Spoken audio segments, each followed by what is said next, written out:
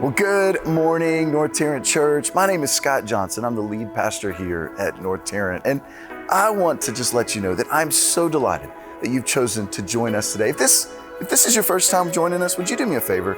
In the links below, you should see a little connection card. We would love to have a record of you watching with us today. In fact, I've got a little treat I'd love to put in your inbox today. If you'd just drop down, give us your email, I promise we won't spam you, but we'll make sure you got some coffee to kick some tail tomorrow morning. Now, having said all that, in life, we've found that life can be very difficult.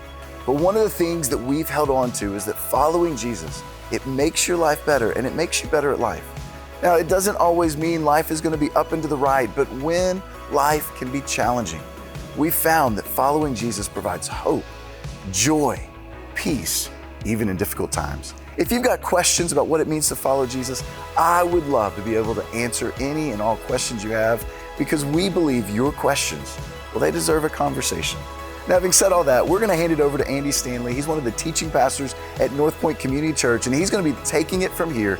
Now, as soon as he's through, make sure you stick around, as our band's going to be leading us in an incredible song to remind us of how incredible our God is. Hey, thank you for joining us, and we look forward to seeing you soon.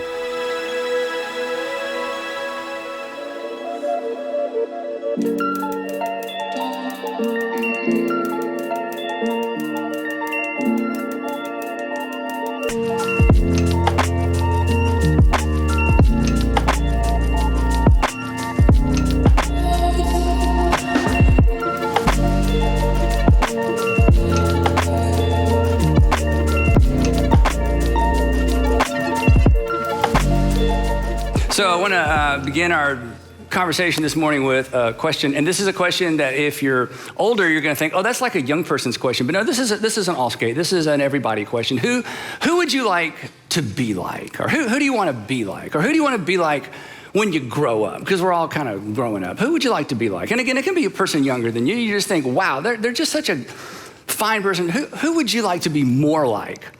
And why? Well, what kind of person comes to mind? Maybe somebody specific comes to mind, but what kind of person comes to mind? And imagine a world or a community, or maybe just a family, but a world and a community where everybody was more like that person. And when I ask a question like that, because you're deep people, you're not shallow people, very quickly we move past all that glitters, right? To what they have and what they drive and who they know and where they live. And we immediately get to more fundamental foundational issues of character, right? I mean, we want to be more like that person because of who they are, not necessarily what they have. To some extent, they're heroes. I mean, if somebody comes to mind, I want to be like that person, they've done something sort of heroic, but they're not heroes because they have superpowers, and they're not at the top of your list because they have superpowers. They're heroes because of the choices they've made, right? They chose their way, or they responded their way into your heart, or they chose or responded their way onto your top 3 or top 2 or top 5 list. Now here's the interesting thing. Wouldn't it be cool if sometime in the future, or maybe even today, if somebody were to ask someone who's met you or has worked with you or is in your life, hey, who would you like to be like? Wouldn't it be great if you were on somebody's list? And someday you could be. But it's what you choose between now and someday that determines whether you make anybody's list. And to the point of this series, you will have to choose ought to, even when it, cost you. That's right. Today we're in part 4 of our series, Your Integrity, Our World. Your Integrity, Our World. We've said from the beginning that integrity in a general sense is the grit or the determination or the courage or the will to just do the right, the honorable, and the noble thing, just because it's the right and the honorable and the noble thing, regardless of the consequences. And then last time we were together, I gave you a short definition that's a little bit more memorable, portable. You can put it somewhere. Hopefully, if you have children or grandchildren, you can put it somewhere in each of their rooms. That integrity is simply this. It's doing what you ought to, even if it costs you. It's doing what you ought to, even if it costs you. As we said throughout the series, we're not always quick to do what we ought to do, but we are very quick to point out when other people don't do what they ought to do. We make excuses for ourselves. We rarely make excuses for anybody else. And then there's this part of it. Our personal integrity, whether it's good or bad, whether we maintain it or sacrifice it, our personal integrity is in fact personal, right? But let's not kid ourselves. Our choices don't remain private. So if there's a breach in my integrity, I can say, well, that was my decision. It was a personal decision, but a breach of my personal integrity is always going to impact some other persons. As we talked about in the very first part of this series, when it comes to structural integrity, if a column or a beam is compromised, it's not just the column or the beam that suffers, the entire structure suffers because the tension or the load is transferred to other parts of the building. And it's true with a lack of personal integrity as well, that a lack of personal integrity in me is going to impact the people around me, the people closest to me, generally the people I love the most or say I love the most. And the same is true for you as well, that a lack of personal integrity always impacts some other persons. Or to say it a different way, our irresponsibility becomes someone else's responsibility. In fact, this may sort of encapsulate your growing up years because you had an older brother or sister or a younger brother or sister. They were so irresponsible that the rest of the family had to compensate for their irresponsibility. You didn't get the time and attention that you felt like you deserved because mom and dad were always, engaged with what was going on with your brother or your sister. Or maybe it was your father, or maybe it was your mother. And their lack of integrity, their irresponsibility trickled down and put stress on the rest of the family. The load was transferred. But the opposite is true as well, right? The opposite is true as well. Do what you ought to do and you benefit the people closest to you. Do what you ought to do and the people closest to you, you add value to their life. You add stability to your life. You become part of their story for the rest of their life. And you may make their top 3 or 5 or top 10 list. Now, if you've been following the series, a couple weeks ago, I gave you sort of a key verse that I've encouraged you to memorize. I didn't give you the most memorable version of this verse if you want to pick another Bible version, but here's kind of the version that I think takes us specifically to the heart of the issue. This is from the book of Proverbs. Proverbs 11:3 says this: the integrity of the upright will guide them. In other words, people of integrity are guided by their integrity. It's not an add-on. It's not an ancillary thing. It's not a nice to have. People of integrity, they make their decisions through the filter of what's the right thing to do, regardless of the consequences. The integrity of the upright will guide them, but the crookedness or the bentness or the, hey, I'm only going to focus on right in front of me-ness, the crookedness of the treacherous will ultimately destroy them. And we've all got a story. We've all got a story of, instead of looking out, I was looking down and one of my appetites got inflamed, and next thing I knew, I was making a short-term decision rather than a long-term decision, and it just about destroyed me. Or maybe it destroyed something important to you. Then last time we were together, we looked at a story from the Old Testament that revolved around food, and the main character made a terrible decision. He's a great example of what not to do because, and I'll let you fill in the blank to see if you were paying attention, he actually traded his future, his entire future, for a bowl of stew, and that's not what you do. You do not trade your future for a bowl of stew. And when we looked at this story, even for those of us who, are somewhat familiar with the story, when you look at it within the context of integrity, we just think, who in their right mind would trade their future for a bowl of stew? And then we talked about what that looks like in our lives. So today, another story from the Old Testament and another story involving food. But this time, the main character in the story actually makes a good decision. He models the way forward when the right thing is potentially the costly thing. So I'm going to jump into the context, jump into the story, and this should be fun. And by the way, this story that's somewhat familiar sets up one of the most familiar stories in the entire Old Testament that we're going to talk about next time. So you're not going to want to miss next time. So here's the context for the story. Around 605 BC, Nebuchadnezzar, the king of Babylon, defeated the Egyptian and what was left, the remnants of the Assyrian army, in a famous ancient battle called the battle, or it's referred to as the Battle of Carchemish because of where it happened. And he was supposed to lose because he took on the entire Egyptian army and what was left of the Assyrians. And essentially, this was the end of the Assyrians, the end of Assyria. Well, he was in such a good mood.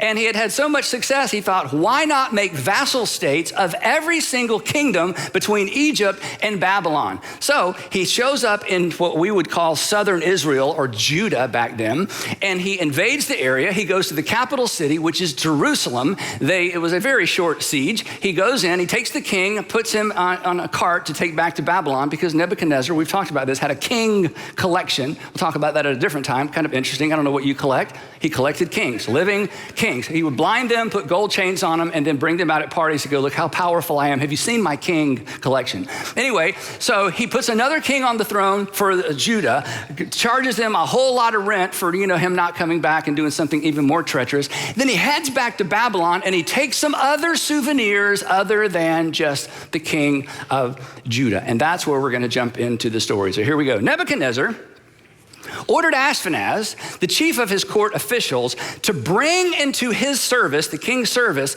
some of the Israelites from the royal family and the nobility. Now, Nebuchadnezzar was very smart. Here's what he would do. Whenever he conquered an area or a group of tribes or a nation, they didn't think of in terms of nations so much, or a capital city or a large city, instead of just slaughtering everybody, he would take the best and the brightest, the people with the most potential, the most educated, and he would basically make them slaves, or he would basically kidnap them, and in some ways they were hostages. It's like, hey, you better behave there because I have your sons and your daughters. In most cases, it was the sons that people were most concerned about in ancient times. And he would take these sons to his capital city, Babylon. He would change their names, turn them into Babylonian citizens, and consequently, Babylon was an extraordinarily cosmopolitan city. It had people from all different nations speaking all kinds of different languages, and it was basically his way of saying, look, I have conquered the world. Come to the great city of Babylon. You will see people from all over the world here because I have conquered the world. The story continues. Young men without any physical defect, handsome, showing aptitude for every kind of learning, well-informed, quick to understand, and qualified to serve in the king's palace.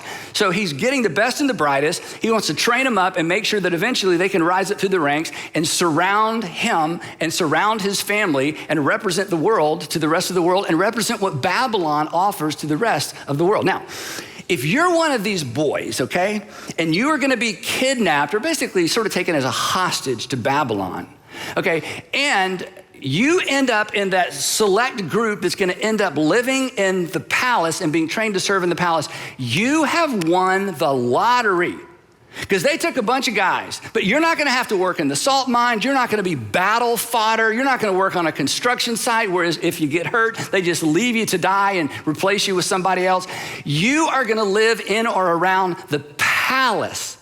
So right before they cart you off to Babylon, this is when your dad gets down on his knees and looks you in the eye and says, son, don't mess this up, okay? This is as good as it's gonna get. And besides that, son, there are plenty more where you came from. So, hey, look, get this right.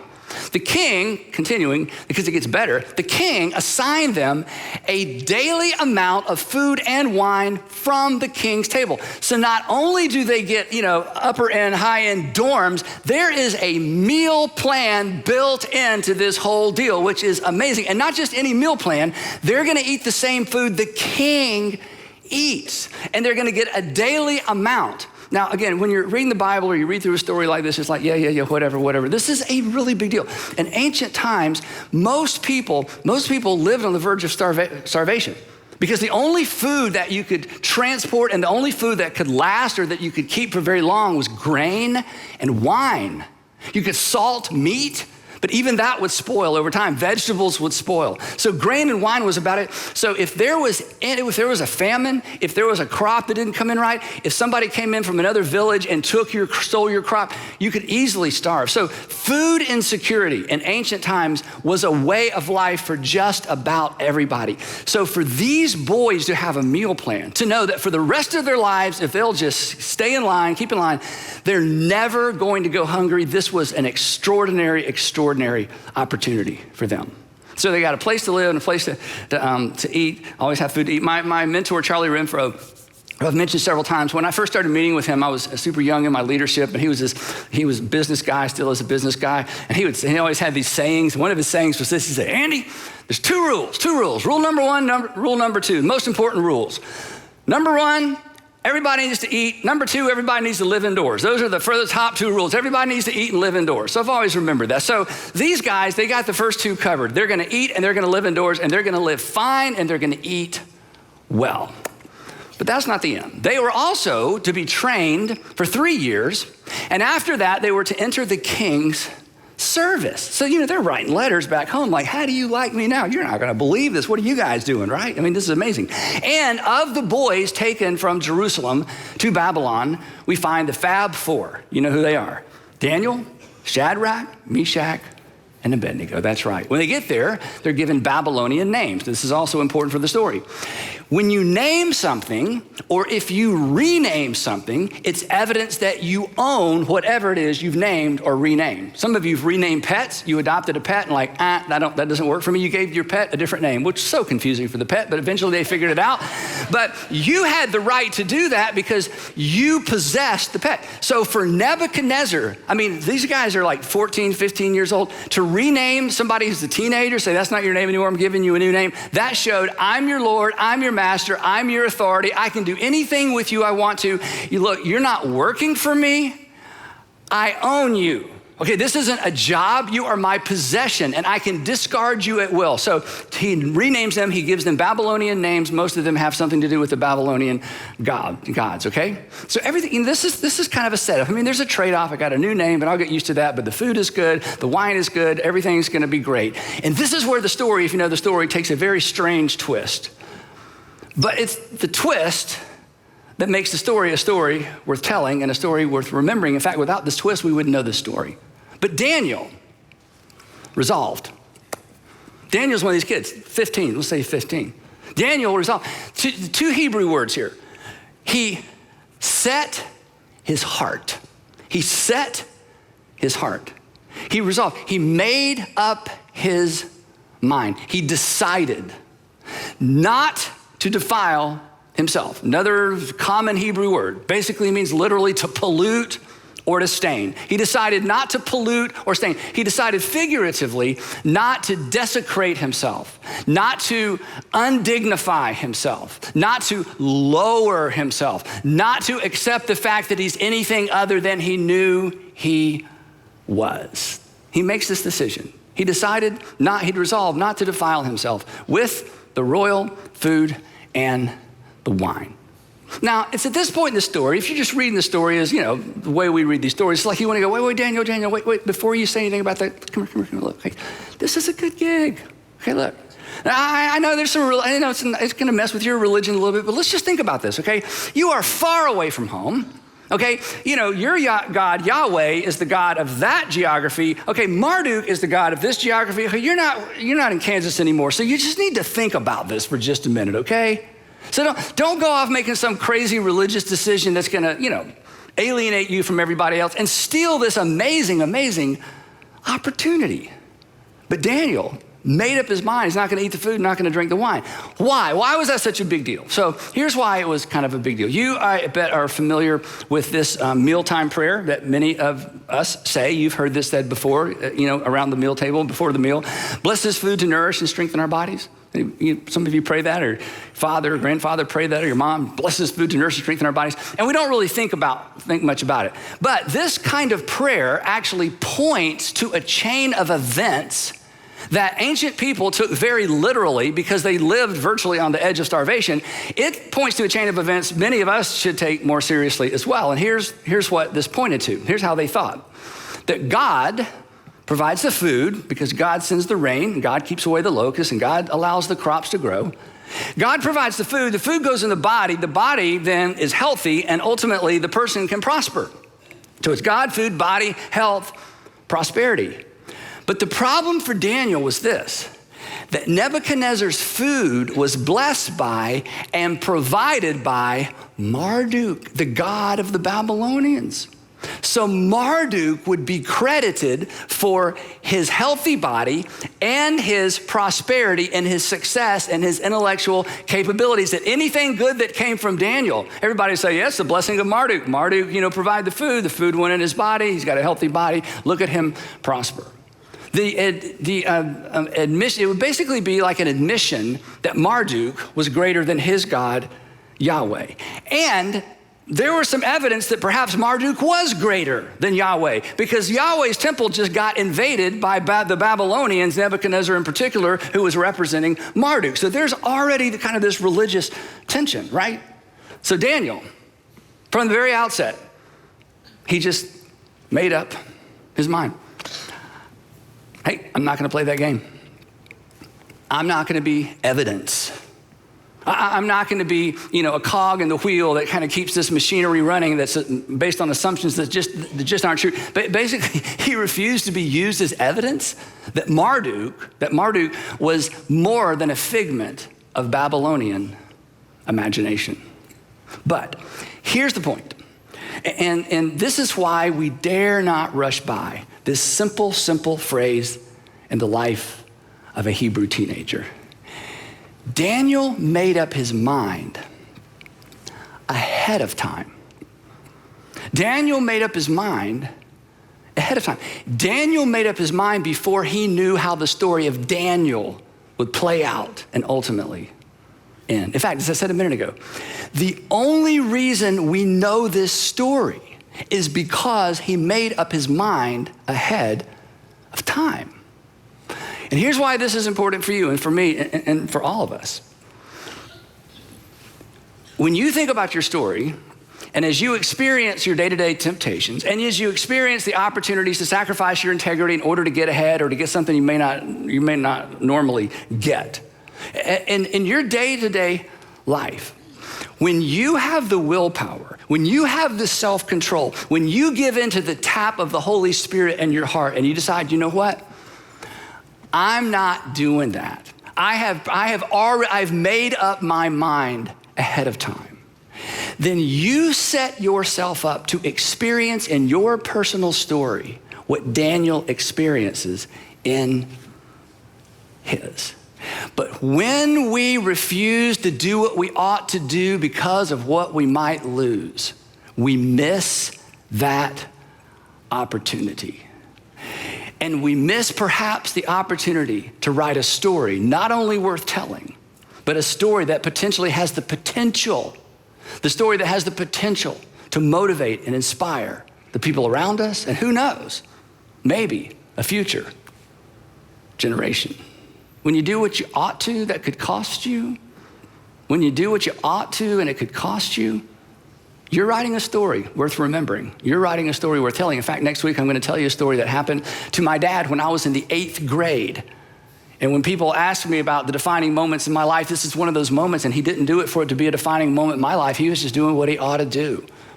But I'm still talking about it all these years later. Now, the reason I'm sort of reading Daniel's mind just a little bit. One of the reasons that he was able to do this is somehow he remembered what we forget, and then we remember when it's too late. But somehow he was able to remember this ahead of time. We remember it oftentimes when it's too late, and it's simply this, that a breach in integrity, one breach of integrity, it often leads to another, right?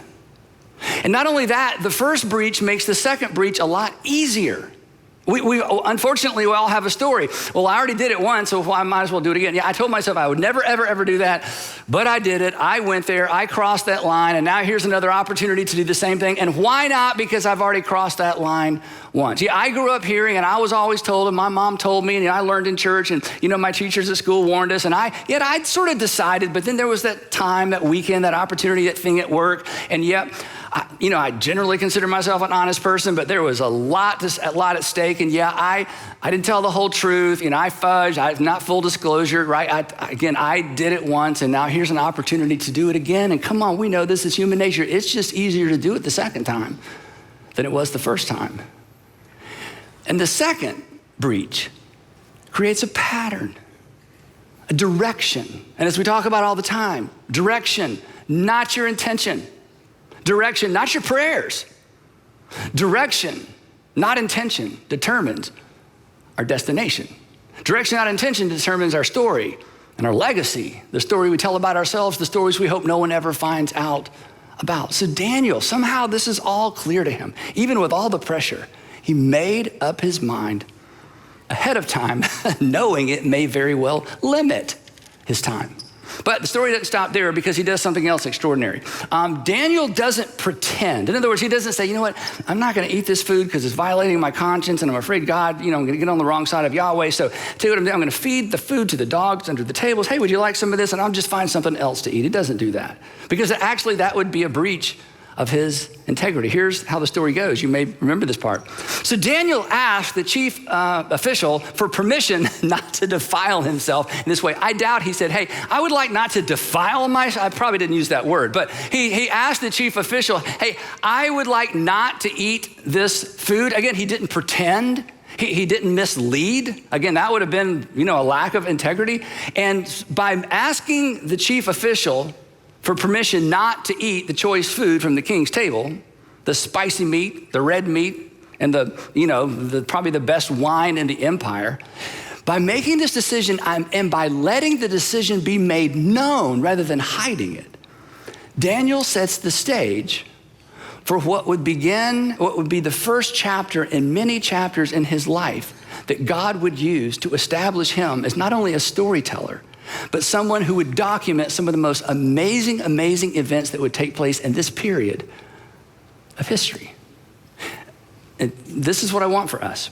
In this moment, when Daniel decides, I'm not eating it, but I'm not gonna hide the fact that I'm not eating it. I'm not eating it, and I'm gonna tell somebody I'm not eating it. He places himself squarely in the hands of God, and he is now at the mercy of God. And mercy is not in the Babylonian vocabulary. It is certainly not in Nebuchadnezzar's vocabulary. For Daniel, his only hope, this is important, was that God would intervene, and God had not promised to intervene. Now, here's the thing, and I gotta move on. When we sacrifice our integrity, and we're all tempted to do this, when we sacrifice our integrity to get ahead, when we sacrifice our integrity to get the thing we don't think we can get any other way, when we sacrifice our integrity, here's what happens. We close the door on that opportunity. We close the door to see what God might do when we place ourselves 100% at his mercy. And you'll never, I know I say this all the time, you'll never know what God might have done if you don't trust him. You never know the story you would have had the opportunity to tell if you would cast yourself upon his mercy instead of trying to manipulate circumstances in such a way to guarantee or to try to guarantee an outcome. Never, ever, ever, ever close the door on a potential, what Daniel would call a now God moment.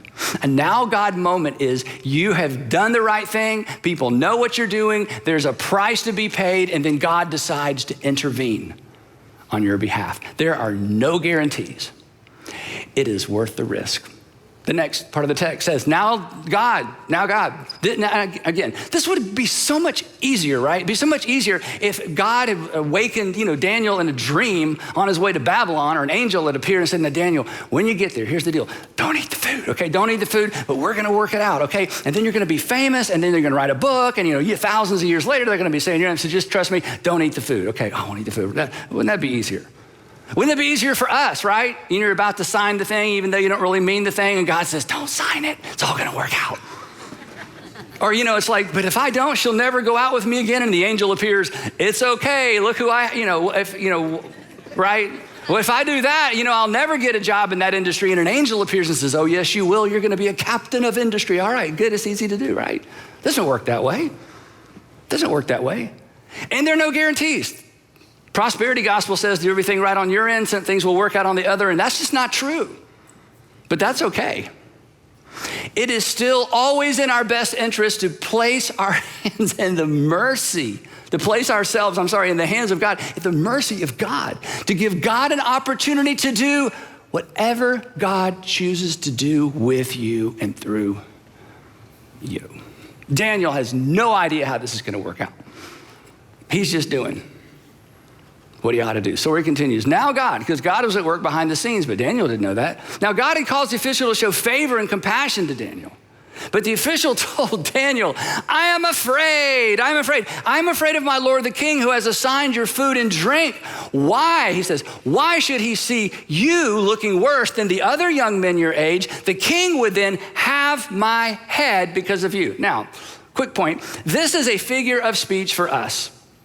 It was not a figure of speech for the chief official, okay? This figure of speech, oh, they're gonna have my head, she'll have my head, okay? You know where that comes from? It comes from right here. This was how the world was. He will literally have my head. He won't have my body because the birds will have my body. He'll have my head. He will nail it to a door somewhere as a warning. So Daniel, this is too risky.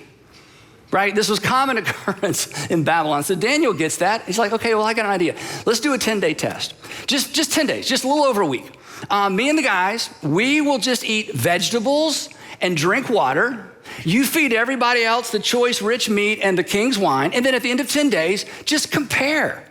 And then decide. He says, treat your servants then in accordance with whatever you see. At the end of 10 days, hey, what you see is what you get. And if you don't like what you see, deal with us accordingly. Turn us in. We will take responsibility for our actions. We don't expect you to suffer for our decision. I mean, talk about integrity. It just goes on and on and on. So, chief official agrees to this. So he agreed to do this, and he tested them for 10 days. And lo and behold, they looked healthier. They looked healthier and better nourished than all the other boys. You know why? Because they were eating like we do, right? They were eating clean. They were drinking water. They just didn't know back then, right? But these Hebrew boys did. They looked better than all the other boys who ate the royal food. And then, this is amazing, 3 years later, they do this for 3 years. 3 years later, they're brought into the palace, you know, the main part of the palace where Nebuchadnezzar is, and they're brought in small groups. And the king actually interviews each of these guys, along with all the other guys that were taken. And the king found none equal to Daniel, Hananiah, these are their Babylonian names, Mishael and Azariah. So they entered the king's service. Now, if you're reading this in the Bible, okay, a couple of verses later, you run across a verse I'm about to show you. And if you're reading this in the Bible, you just read past and go, yeah, look, find me something interesting. You know, where's the Jesus part of this? Okay, this verse I'm about to show you is mind-boggling, okay? The text tells us, and Daniel remained there until the first year of King Cyrus. Anybody want to take a guess how many years it was between Daniel deciding, making up his mind about the food, and the first year of King Cyrus? I'll tell you, 70 years. Somebody should say, wow, yeah. For 70 years, he has the emperor's or the king's ear. Nebuchadnezzar comes and goes. Darius comes along. Darius comes and goes. Cyrus comes along. Daniel is still standing. He is strategically positioned to whisper into the ears of the three most powerful men alive in that period of history. And do you know what set him up for this? His first decision as a 15-year-old kid, I will not defile myself with the king's rich meat and the king's wine. And there would be decision after decision after decision like that, and Daniel refused to sacrifice his integrity. The biggest test would happen 55 years later. By that time, the Persians had replaced the Babylonians, and Darius is the king of kings, you know? And he decides to reorganize the empire, because empires are very unwieldy things to manage, especially when communication was so slow. So he comes up with an idea. He's like, I'm gonna appoint 120 governors, then I'm gonna appoint three administrators to oversee the 120 governors, and then I'm just gonna play golf, okay? So somebody else is gonna run the empire. And so he's trying to choose, you know, who's gonna do what, and he chooses Daniel as one of the three administrators to oversee all these governors to oversee the empire. Now Daniel, the text says, Daniel so distinguished himself among the administrators, there's just three, and the governors, 120, by his exceptional qualities, that the king planned to set him over the whole kingdom. Well, he's not even from there, and he's like 70 years old by this point. Well, at this, the administrators who were from there, the administrators and the governors tried to find grounds for charges against Daniel and his conduct of government affairs. Now, this is very important and relevant for us. Daniel had been in government for 55 years. Okay, there's some dirt somewhere, right? There's some skeletons in the closet. That's another figure of speech, okay? For us, it's a figure of speech. No, they literally had skeletons in the closet. Not literally, because it's like, would you like to see someone else I defeated in battle? Would you like to see somebody else I defeated in battle? Would you like to see his wife? I mean, I'm a powerful, scary person. So, you know, but surely 55 years in government, there's some dirt on this guy. And now you have people at the highest level of government, these administrators and governors, looking for the dirt. But they were unable to do so. They were unable to find anything. But they could find no corruption in him because he was trustworthy and neither corrupt nor negligent. That is something to aspire to, isn't it? That when people go looking, they come up with nothing. And even your past mistakes, you have already brought them into the open and owned them. So there's no traction there either. That's who we want at the highest level of government, national, community. That's who we want at the highest level of influence, and our families as well, isn't it? And here's the thing. Daniel was that person at 70 because he made up his mind when he was around 17. And all along the way, his integrity guided him. All along, his integrity led him. All along, his integrity was anchored to something outside of him. All along, his integrity was anchored to the divine. And here's what's interesting. His enemies recognized that, and they hated that, and they were jealous of that. And so here's what happens. Finally, these men said, we will never find any basis for charges against this man, Daniel, unless it has something to do with the law of his God. The only thing they can get on this guy is he is so devoted to his God. And there's some connection between his integrity and his God, and it's driving us crazy. And we've got to get between him and his God, or we're never getting rid of this guy. Daniel's integrity guided him. The integrity of the upright guided them. Daniel's integrity guided him.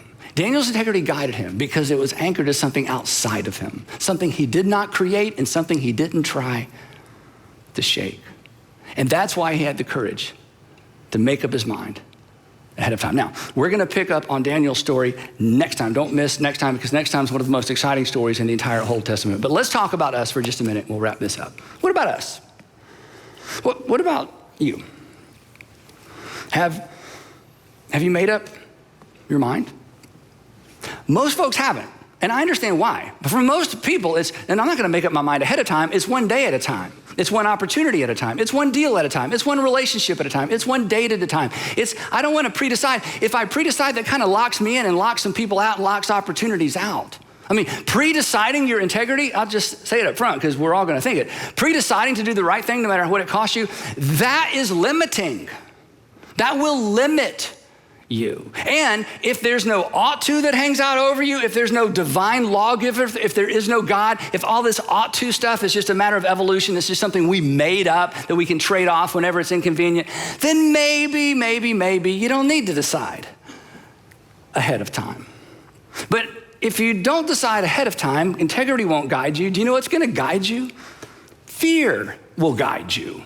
Specifically, FOMO will guide you. You'll be afraid of missing out. You're not going to decide ahead of time because I don't want to miss out on her. I don't want to miss out on him. I don't want to miss out on that. I just don't want to miss out. So I'm going to keep, all my cards, close to my vest. I'm just not going to commit ahead of time. And if you decide ahead of time to let integrity be your guide, here's the promise. You will miss out on some things. But most of us have lived long enough to know that if integrity had been our guide starting at 15, we would have missed out on some memories that will just dog us for the rest of our lives. We would have missed out on some shame. We would have missed out on hurting some other people, and no matter what we say to them or what we say on their behalf, we can't reverse what we've done. We can't take away the pain. I mean, if we'd made up our mind ahead of time, we would have missed out on some things. But I doubt very many of us wish we could go back and live a life of less integrity, because somehow we think we would have gained more that actually mattered. The world does not need more leaders who just make it up one day at a time. And you don't want to be like that because your family doesn't need that. That's not who came to mind when I said, who do you want to be like? I mean, don't you find this inspiring? I do. They could find no corruption in him because he was trustworthy and neither corrupt nor negligent. I mean, isn't that inspiring? Isn't that the person you want to hire And the answer is yes. And you know why the answer is yes? Because you know. Because we know. We didn't create it, we can't shake it, we just know. And you were reminded, as I said, when I asked you, hey, who do you want to be like? Who would you like to be like? That question causes us to sit up straight and look way down, way out. It causes us to sit up straight, stand up straight, and ask the bigger questions. So, if you haven't already made up your mind, here's the promise. If you make up your mind to do the right thing, even if it costs you, it will cost you. It will cost you. There is a price. But you're not going to look back and regret that. So would you make up your mind ahead of time to be the person you want to be the person that the people who love and trust you are hoping that you will be? Would you just decide to do what you ought to, even if it costs you? To be a Daniel or be a Danielle, whichever one you need to be, right? Would you make up your mind? Would you make up your mind to do what you ought to, even if it costs you? And here's the thing, and I'm done. And when you realize it's going to cost you, when you realize it's going to cost you, get ready. You are at the precipice of perhaps something amazing. This is the precipice of the story you may tell the rest of your life because you did what you ought to do and it was a free fall. And God came through for you because you created a potential now God moment. And now God moments, those are defining moments for you and the people who love you and the people who are looking up to you. And that's how you make somebody's top 5, top 3 list. Because while it's your integrity impacts your world. It's your integrity, but it's our world. It's your personal integrity. It will impact some other persons. Heavenly Father, thank you for allowing us to meet today. Thank you for the freedom to worship. Thank you for the reminder. Thank you for the men and women that have paved the way for us. We don't have to look as far back as Daniel. There have been men and women who've intersected with our lives that they just did the right thing. And that's who comes to mind.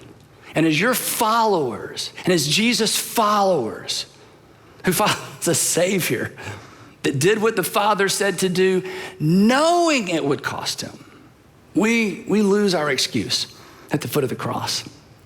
So we acknowledge that and we embrace that. And we ask that you would give us eyes to see the opportunities, the people, the things in front of us the way that you do, and the courage to respond in such a way that we give you an opportunity to intervene on our behalf. And we pray all of that in the matchless name of Jesus. Amen.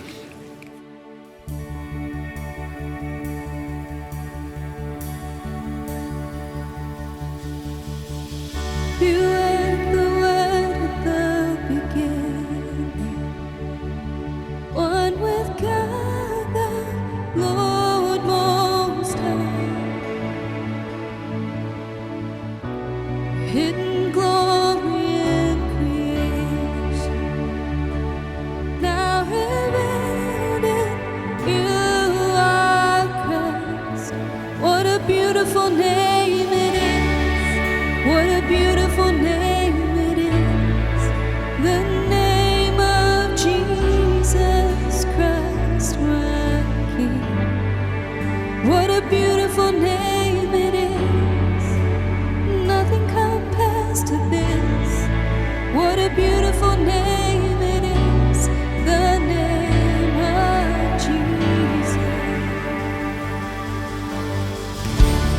You didn't want heaven without us, so Jesus, you brought heaven down. My sin was great, your love was greater. What could separate us now? What a wonderful name it is! What a wonderful name it is! The name of Jesus Christ, my King. What a wonderful name it is!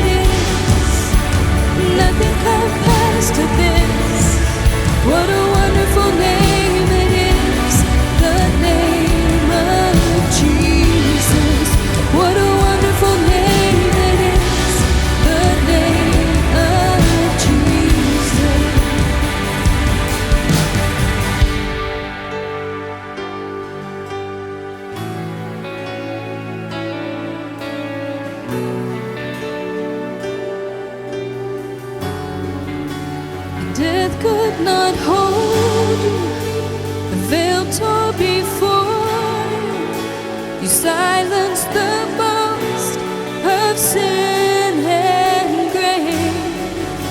The heavens are roaring the praise of your glory, for you are raised to life again, and you have no rival, you have no equal, and now and forever, God, you reign, and yours is the kingdom, and yours is the glory, yours is the name above all names.